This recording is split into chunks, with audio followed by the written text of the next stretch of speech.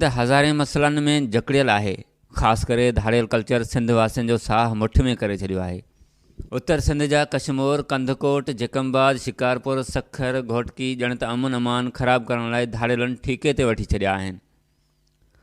मज़कूरा ज़िलनि में धाड़ियलनि पंहिंजा मज़बूत थाक ॼमाए छॾिया आहिनि। रोज़ानो धाड़ियल कहरी कार्रवायूं करे सोशल मीडिया ते पुलिस खे गारगंद ऐं रियासती रिट खे चैलेंज कनि था। मुगियुनि जे वारसनि खां भंग वठण लाइ मुगियुनि मथां तशदुद वारा वीडियोज़ सोशल मीडिया ते अपलोड कनि था।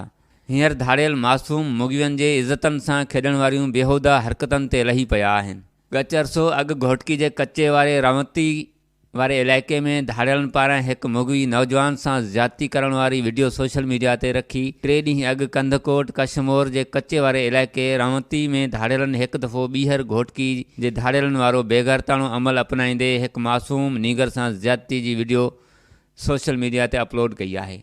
यानी धाड़ियल जहिड़ी रीति अहिड़ियूं कुदियूं कार्रवायूं कनि था, उन मां ख़बर पए थी त कशमोर, कंधकोट, घोटकी, जकमबाद, शिकारपुर, सखर ज़िलनि में कानून, इंसाफ़, अमन, रियासती रिट किथे बि क़ाइमु नाहे।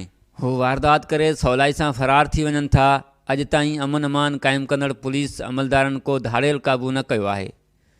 छा धाड़ियलनि खे ईअं ई छुड़वाक छॾियो वेंदो? छा धाड़ियल रियासत खां वधीक ताक़त वारा आहिनि? जो हुकूमत धाड़ियलनि ख़िलाफ़ु को जामा प्लान जोड़े संदन हमेशह लाइ तॾे वेड़ करण लाइ कामयाबु कार्रवाई नथी करे। जे ईअं नाहे त पोइ धाड़ियल सरियाम अहिड़ियूं गलीज़ ऐं किरियल हरकतूं न कनि हा। आख़िरकार केसिताईं कंधकोट, कशमोर समेत सिंध वासियुनि खे धाड़ियलनि जे रहम व करम ते छॾियो वेंदो? आख़िर केसिताईं धाड़ियल मासूमनि जे इज़तनि सां सरियाम खेॾंदा रहंदा? आख़िर केसिताईं मासूम ॿारनि खे अगवा कंदा रहंदा? ख़ुदारा मुल्क ऐं सिंध जे वाघधिणनि खे हाणे अखियूं खोलणु घुरिजनि। कंधकोट, कशमोर समेत सॼी सिंध में धाड़ियलनि ख़िलाफ़ु फौरी तौरु फ़ौजी ऑपरेशन कयो वञे। ॿी सूरत में धाड़ियल वाना ऐं वज़ीरस्तान जे दहशतगर्दनि खां बि वधीक ख़तरनाक साबित थींदा। उमर कोराई, मीरपुर, माथिलो।